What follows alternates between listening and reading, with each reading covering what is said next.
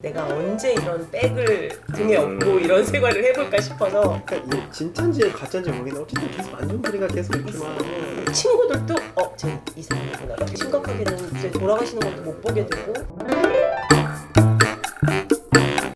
신혜섭 씨는 원래 홍제동 사시다가 영월에 한번 내려가서 지금 살고 계시다가 있다가 또 다시 왔죠. 한번 올라오신 걸로 네. 알고 있는데 혹시 그 이유가 뭔가요? 계기가 있나요? 가장 결정적이었던 건 저희 큰아이 학교 생활 1학년을 보내면서 약간 아이가 1학년밖에 안 됐는데 이렇게 빡센 규칙과 어떤 교칙 안에서 있어야 하는 게 맞나? 라는 질문이 있었고 그 질문이 있던 차에 아주 좋은 타이밍으로 시골의 친척 어른이 작은 학교에 교장 선생님으로 부임을 받으신 거예요. 그러니까 그러면 약간 교장 선생님이 또 친척이고 내가 언제 이런 백을 등에 업고 이런 생활을 해볼까 싶어서 1년만 한번 살아보자 하고 그 동네에 작은 펜션을 얻었어요. 거기 이제 시골이라 월세 개념 별로 없고 네. 1년 연세로 해서 1년만 지내보자 했는데 아이도 저도 너무 좋은 거예요.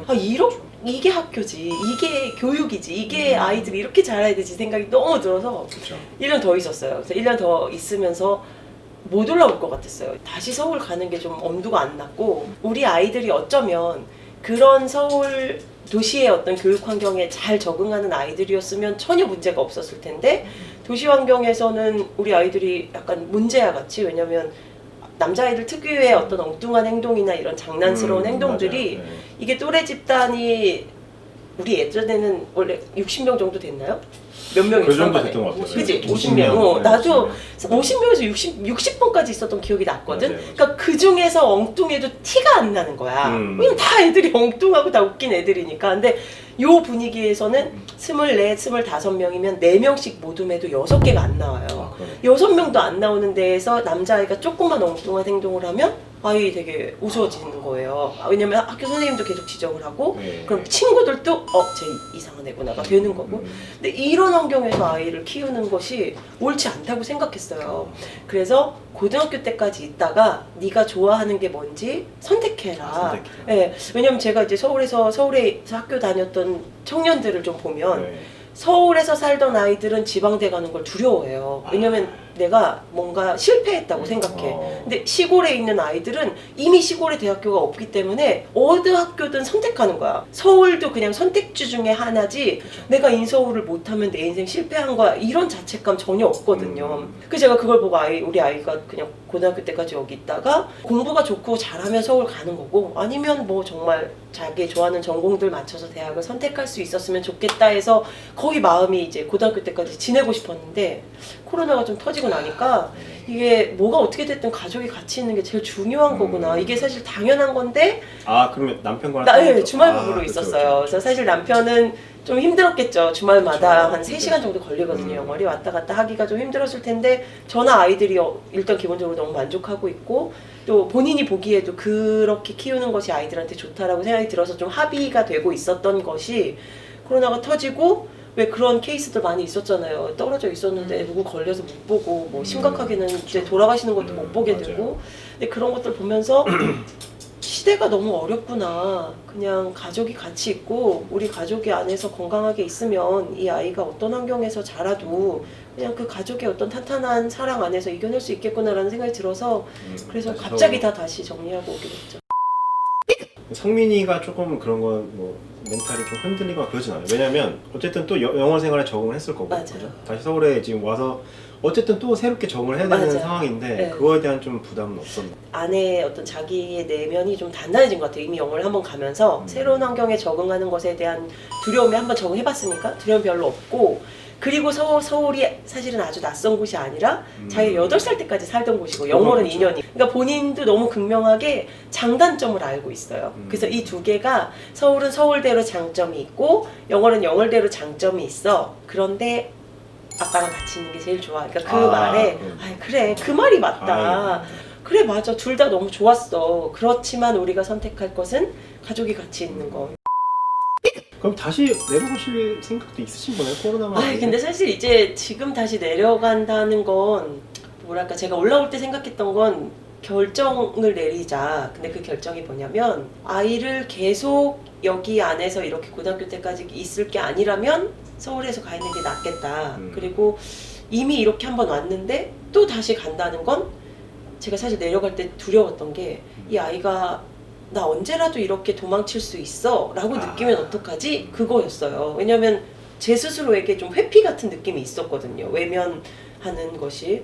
근데 지금 이제 잘 경험했고 이제 다시 여기에 돌아와서 여기에서 적응하자라는 것과 갔는데 우리가 힘들면 다시 내려갈 수 있어. 이것은 조금 책임감 면에서 좀 다른 생각이 들어요. 그래서 아이한테도 우리가 결정한 것에 대해서 최선을 다하자. 그리고 서울로 다시 돌아왔으면 이제 여기서 우리가 적응을 하자. 2년 동안 아주 소풍같이 재밌는 학창 생활을 보냈고 그리고 그 경험으로 우리가 더 단단해져서 학교나 분위기가 조금 달라도 이제는 우리가 좋아하는 것들을 찾아가자라고 얘기했어요. 그거에 대한 공감을 했나요? 네, 해요. 아이가 알고 있어요. 왜냐면 그러니까요. 시골의 가장 큰 단점은 또래 집단이 없으니까 네. 재밌게 놀 수 있는 것이 없어요. 맞아요. 근데 그걸 아이들 너무 알고 있기 때문에 저도 저희 아이가 8살이 되면서 느낀 점이 하나가 있는데 우리가 부모 입장으로서 봤을 때 생각하는 것만큼 그렇게 약하진 않아요.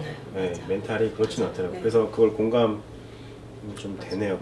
약하지 않더라고요. 생각보다 생각하는 게 내가 생각하는 게 뭐 이 정도면 이 정도는 훨씬 어른스럽더라고요. 네, 그건 맞는 것 같아요. 그래서 학교 생활도 그래. 생각 그치, 처음에 생각보다 잘할 너무 수 걱정되는데 막상 가면은 되게 이렇게 싹 보면서 해. 맞아요. 네, 맞아요. 눈치도 좀 생기고. 여자애들은 더 그렇고 남자애들도 모든 아들 엄마들이 똑같이 그 말에 가서 제발 수업 시간에만 앉아만 앉아 있었으면 있어. 좋겠다는 말. 맞아요. 그거 1학년 동안 그것만 해줬으면 하는데 어. 거의 해. 그래서- 가끔 선생님한테 조금 네. 뭐 얘기 들었다는 건 있지만 엄마들이 걱정한 것보다는 남자애들도 다 잘해. 베이네 씨는 뭐 사회환경 지도사니까 네. 뭐 더 말할 것도 없고 신섭 씨도 평소에 되게 환경 보호에 대해서 관심이 많으시죠? 사실 환경 평소에는 관심 없었어요. 없었어요? 네. 뭐 이런 뉴스나 이렇게 다큐멘터리나 또 이렇게 얘기를 들을 땐 알지만 그거가 관심이 있다면 내가 그거의 어떤 가치에 맞는 행동을 부합했어야 되는데 지금 이런 행동을 조금씩 하려고 하는 상황에서 그때를 보면 무관심했던 게 그럼 맞는 그 것 같아요. 관심을 가지게 된 기간이 어느 정도 됐어요? 베이네 씨는 한 6년 차 그죠? 6년 차 됐다고 해서 뭐 네. 꼭 관심 그거하고 또 다른 것 같아요. 그런 경우들도 있어요. 그러니까 꼭 앞에 나와서 뭔가 강의하고 막 이러진 않아도 환경을 늘 일상생활에 실천하고 그거를 이렇게 기록하고 그래서 그걸 보면서 사람들한테 막 영향을 주고 이런 환경 실천가들이 있고 운동가들이 있고 저는 이제 어떻게 보면 학교나 이런 기관에 가서 이러한 환경의 세계들이 있고 너희 주변의 환경이라는 게 이렇게 지금 되어 있고 그렇기 때문에 조금 관심 가져야 되고 약간 이런 것들을 얘기해주고 엄마가 집에서 뭐 분리수거하고 이럴 때 뭐 따라와 너도 같이 분리수거하게 뭐 이렇게만 있다가 왜 분리수거를 하게 됐는지 분리수거는 어떤 방식으로 하는지 그리고 우리가 분리수거한 애들은 이후에 어떻게 되는지 이런 저는 이세 가지가 과정들에 사실 대한 굉장히 궁금했어요. 과정에 대한 교육을 하는 일들을 하고 있고 그걸 이제 유치원에서는 유치원 애들에 맞게 걔네들이 할 수 있는 수준에서 그리고 초등학교에서는 그렇게 그리고 또 주민센터에서 어른들 대상에 맞게 이런 식으로 강의를 하는 거고 네, 저는 원래 약간 환경에 좀 관심이 있었는데 그거 관심이 있는 무렵 친구 한 명이 이제 구청에서 그런 강의를 하고 강의 끝난 뒤에 이제 지역에서 활동할 강사를 선발한다더라. 근데 맞을 것 같으니까 한번 어때? 이렇게 해가지고 우연히 듣게 됐는데 그래서 진짜 그 강의를 듣고 강사를 선발하는데 지원해가지고 돼서 지금 이렇게 6년차 하고 있는데요. 그래서 그 지역에서도 하고 이제 이런 교육기관들이 있어요. 환경교육만 전담하는 그런 기관에 이제 소속이 되거나 그런 곳에서 이제 연락이 오기도 해요. 네. 우리 이번에 이러이러한 기업이랑 이러한 스타일의 수업을 뭐 어느 초등학교 5학년 전체와 할 거다.